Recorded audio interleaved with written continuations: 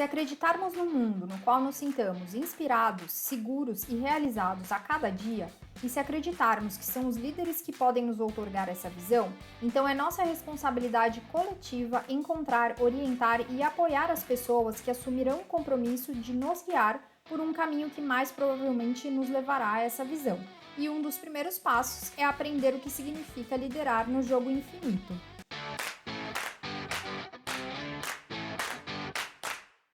Seja bem-vindo ao Liderança e Gestão Online, o canal que traz as principais tendências da literatura para o seu desenvolvimento profissional. Se você está procurando aprimorar as suas habilidades de liderança e gestão, está no lugar certo. Você está prestes a conhecer as principais ideias do livro best-seller O Jogo Infinito, do autor Simon Sinek, gastando apenas poucos minutos de sua semana para isso. Mas antes, inscreva-se e ative as notificações do nosso canal. Vamos falar sobre o autor. Simon Sinek se tornou conhecido mundialmente após a sua primeira TED Talk, que ganhou mais de 48 milhões de visualizações. Ele é fundador da instituição Start With Why, que é dedicada em fornecer ferramentas e recursos para que as pessoas acordem inspiradas, sintam-se seguras no trabalho e voltem realizadas para casa no fim do dia. Ele é autor de outros best-sellers e vale a pena conhecer os outros títulos dele. Em O Jogo Infinito, Simon oferece ferramentas para nos ajudar a entender como atuar com uma visão infinita, o que exige um esforço real para aqueles que querem mudar a sua forma de liderar. Algumas das ideias trazidas no livro são: aprender qual é a diferença entre um jogo finito e um jogo infinito, o que significa liderar em um jogo infinito e como estabelecer a coragem para liderar. A seguir, confira os principais insights de cada um dos capítulos.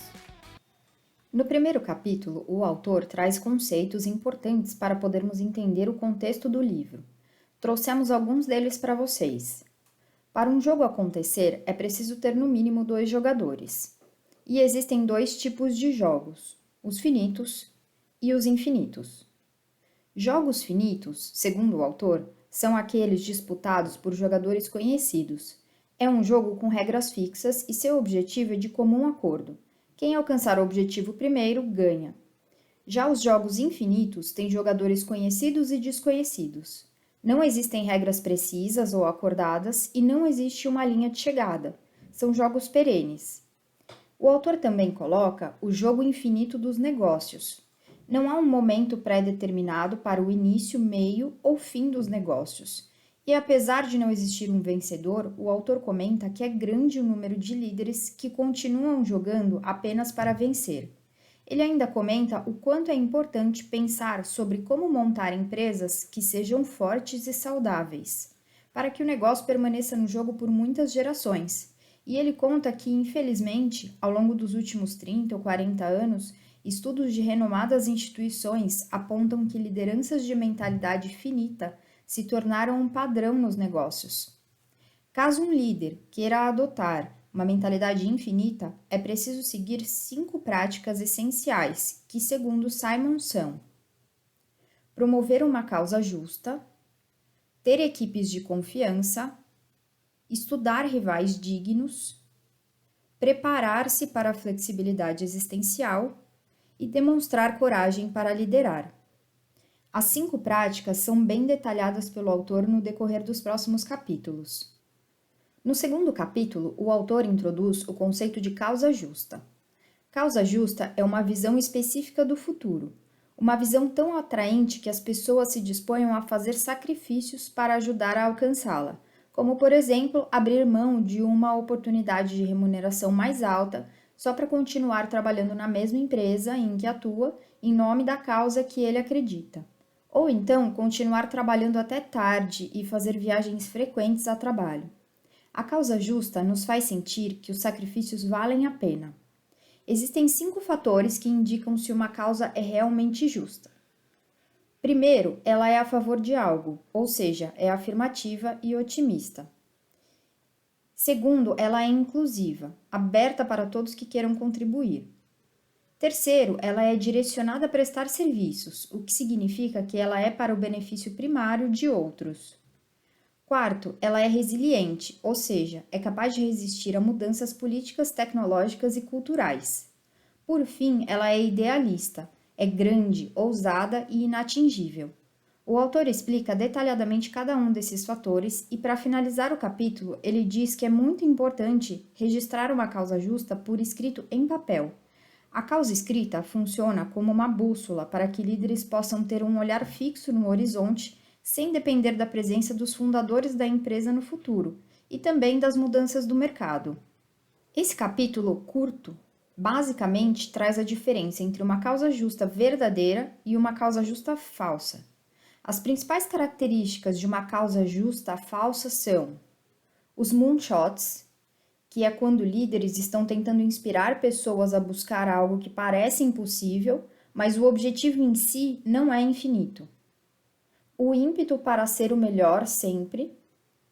Confundir a ideia de um propósito com a ideia de crescimento, ou até mesmo confundir um programa de responsabilidade social com uma causa justa. Para aprofundar ainda mais em cada uma dessas características, o autor dedica um subtítulo para cada uma delas durante esse capítulo.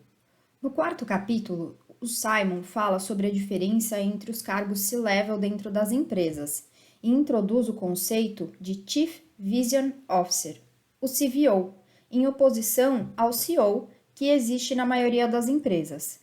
Ele diz que a ausência de um papel claro para o papel e responsabilidades de CEO nas empresas é um dos motivos pelos quais encontramos demasiados líderes jogando o jogo finito, quando deveriam estar pelo menos pensando no jogo infinito. Outro detalhe importante citado é que líderes de um jogo infinito estarão melhores equipados para cumprir com as suas responsabilidades quando estão num papel de um executivo-chefe de visão, o CVO, pois essa deveria ser a principal visão de quem está na linha de frente da empresa. A sua tarefa é assegurar 2 pontos importantes. Um é que todos compreendam claramente qual é a causa justa, e o outro é que todos os outros executivos dirijam os seus esforços para que a causa possa avançar. Nesse capítulo, Simon diz que é muito evidente que precisamos de uma nova definição de responsabilidade nos negócios, uma definição que esteja mais alinhada com o conceito de jogo infinito. Ele coloca 3 pilares fundamentais desta nova definição. Primeiro, levar adiante um propósito, ou seja, oferecer um senso de pertencimento e de que sua vida e seu trabalho têm um valor transcendente ao do trabalho físico. Segundo, proteger as pessoas, que é o ato de operar nas empresas de um modo que proteja as pessoas que trabalham para nós, nossos clientes e o meio ambiente em que vivemos e trabalhamos. O último pilar é gerar lucro. O dinheiro é o combustível para levar adiante as 2 primeiras responsabilidades. O líder de mentalidade mais infinita vai assegurar que, enquanto existam objetivos compartilhados, todos que contribuírem vão se beneficiar ao longo dos 3 pilares. Logo no início do capítulo, podemos encontrar as definições dadas pelo autor para vontade e recursos. Vontade é algo intangível, é mais difícil de ser mensurado. A vontade são os sentimentos que as pessoas têm quando vão para o trabalho. Já os recursos são tangíveis e facilmente mensuráveis. Geralmente, quando falamos a palavra recurso, estamos falando sobre dinheiro. Líderes de mentalidade finita tendem a priorizar o resultado em números, ao contrário daqueles que têm uma mentalidade infinita e trabalham para enxergar além das pressões financeiras para priorizar as pessoas ao invés do lucro, sempre que possível. O autor ainda lembra que podemos criar uma fonte infindável de vontade, diferente dos recursos, que são limitados. O autor dedica muitas páginas do livro para esse capítulo e trouxemos para vocês um pequeno trecho que sintetiza bem a ideia dele.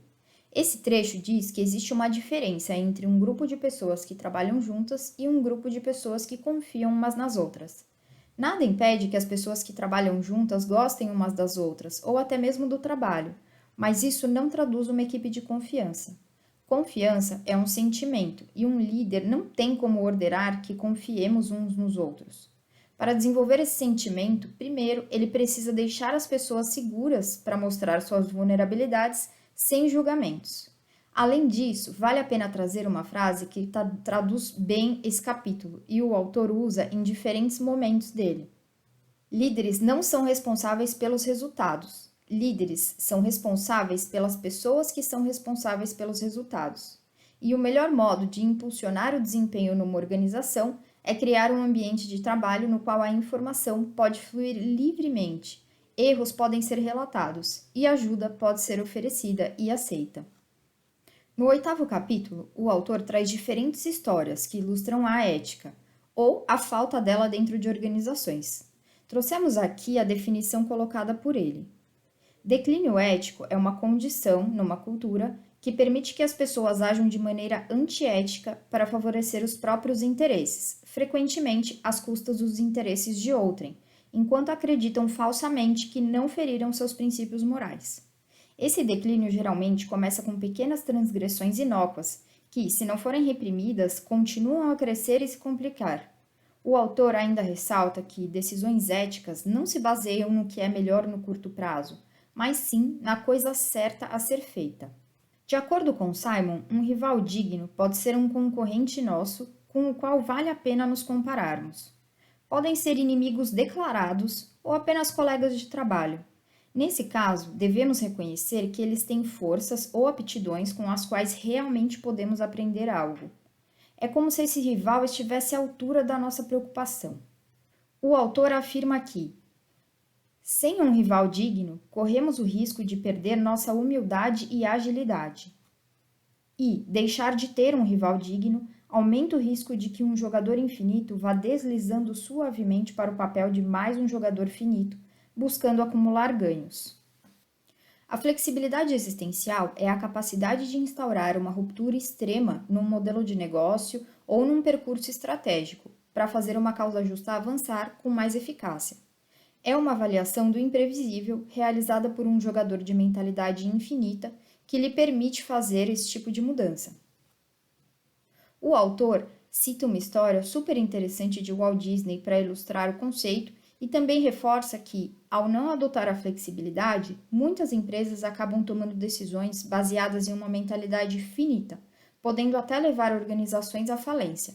Vale a pena aprofundar na leitura completa desse capítulo.